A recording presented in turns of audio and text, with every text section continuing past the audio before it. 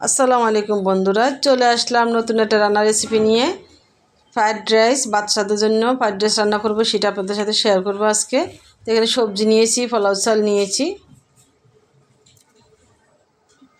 আর মশলা fried rice রান্না করার জন্য যে মশলাগুলো লাগে সেগুলো নিয়েছি। আদা, রসুন, মরিচ বাটা, পেঁয়াজ কুচি, সবগুলো উপকরণ আমি একসাথে গুছিয়ে একটা সাইড করে রেখে দিয়েছি, যেন রান্নার সময় জলদি রান্না করতে পারি। এভাবে আপনারা আগ থেকে পরিবেশন করে রাখবেন, তাহলে রান্নার সময় বেশি লাগে না। এখন চুলায় একটা ফ্যান বসিয়ে দিব, তেল গরম হয়েছে কিনা আমি পুরো হাত দিয়ে দেখবো। তেলটা গরম হয়ে যাওয়ার পরে পেঁয়াজ কুচি দিয়ে দিব। আমি পেঁয়াজের পরিমাণটা একটু বেশি দিয়েছি, কারণ পেঁয়াজের পরিমাণটা একটু কম দিলে খেতে ভালো লাগবে না। তো প্রথমে আদা, রসুন আর মরিচ বাটাটা দিয়ে দেবো, কাঁচা মরিচ বাটা। এগুলো হালকা একটু তেলে ভেজে নিতে হবে। এখন শুকনো উপকরণ দিয়েছি, এখানে হলুদ গুঁড়া, হলুদ গুঁড়া না, মরিচ গুঁড়া, জিরা গুঁড়া, ধনিয়া গুঁড়া আর রাঁধুনি মিক্স মশলা, মাংসের যে মিক্স মশলাটা পাওয়া যায় সেটা দিয়েছি। তেজপাতা, লং, এলাচি, দারচিনি,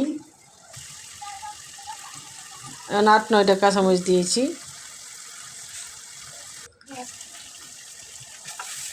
ভালোভাবে নেড়ে চেড়ে মশলাটা কষিয়ে নিব। প্রথমে আমি চিকেনটা দিয়ে দেব।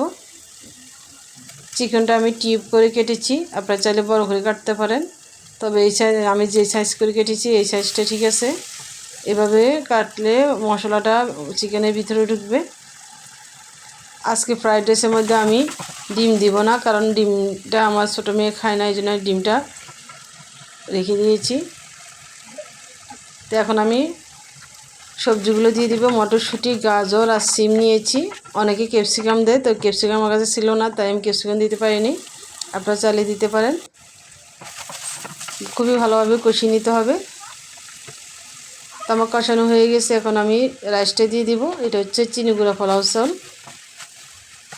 আমার প্রিয় বন্ধুরা অনেকে ভাত রান্না করে আলাদা করে রান্না করে ফ্রাইড রাইস রান্না করে, আসলে এই কাজে অনেক সময় লাগে, সময়ের ব্যাপার। তো জলদি রান্না করতে হলে পোলাও চাল দিয়ে এভাবে আপনারা রান্না করে নিতে পারেন, আলাদা ভাত রান্না করার দরকার নেই, এভাবে হয়ে যায়। আমি পাশের চুলা গরম পানি করে রেখেছি, এখন গরম পানি দিয়ে দিব 3 মগ।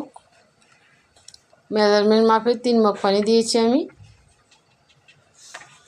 হাফ কেজি চালের জন্য 3 মগ পানি যথেষ্ট, আর পানি দেওয়া লাগবে না। এখন আমি একটা ঢাকনা দিয়ে রেখে দিলাম, যেহেতু আমি গরম পানি দিয়েছি বলক চলে আসছে তাড়াতাড়ি। তো আমি আবারও নেড়ে চেড়ে দিব, যেন নিচে দিয়ে লেগে না যায়।